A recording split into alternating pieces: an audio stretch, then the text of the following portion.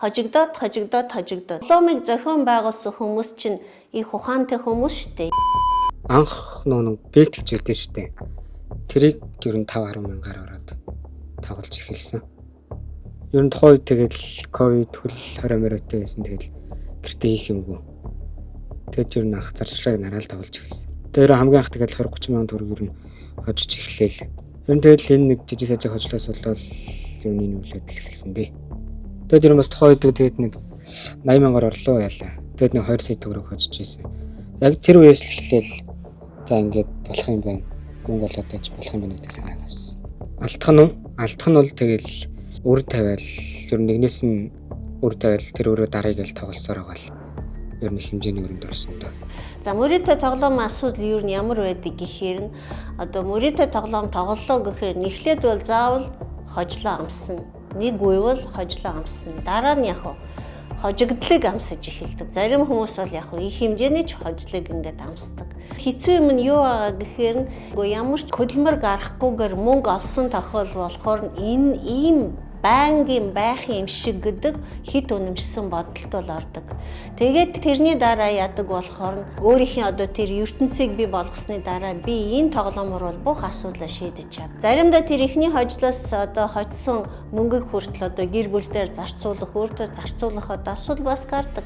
Тэгвэл дараа нь юу нь тэгээд байна гэхээр ямар найдварыг тэгээд байна гэхээр би энэ тоглоомор нь бүх асуудлаа бол шийдэж чадах юм байна шүү. Би санхүүгийн бэрхшээлээс нь дарамтнаас нь гарна эсвэл би одоо дарамтгүй байсан ч гэсэн чи би илүү амжилттай болно гэдэг хит үнэмшилтэй болдог. Тэгээд биологийн талаас ярих гэвэл хожлыг амсах үе дээр бол бидний уурах тархинд бол допамины хэмжээгээр ялгардаг. Одоо тэр допамины ялгарсан хэмжээнд уурах тарих удаа дараа хожлыг амссан үедээ бол дасаж эхэлдэг. Ингэснээр нь уурах тарихны шагнал урамшууллын систем дээр бол өөрчлөлт үүсдэг. Тэр нь насан туршдаа хадгалагдана.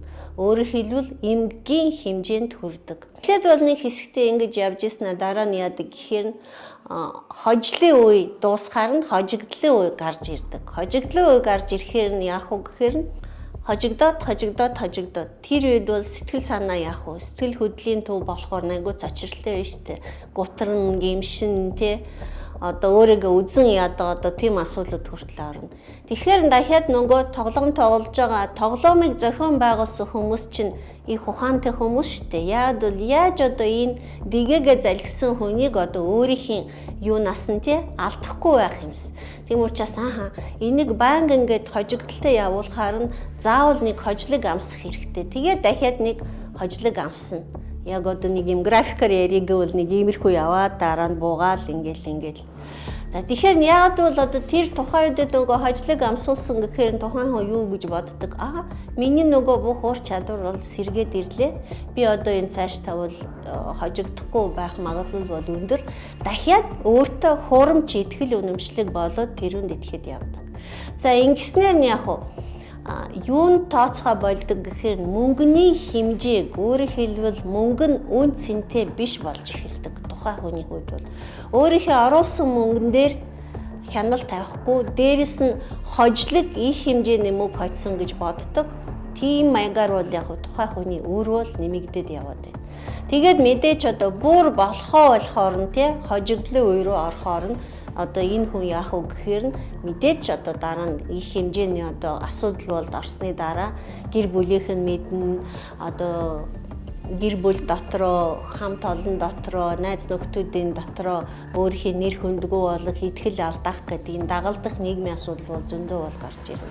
Нэг юмыг ойлгох хэрэгтэй байна.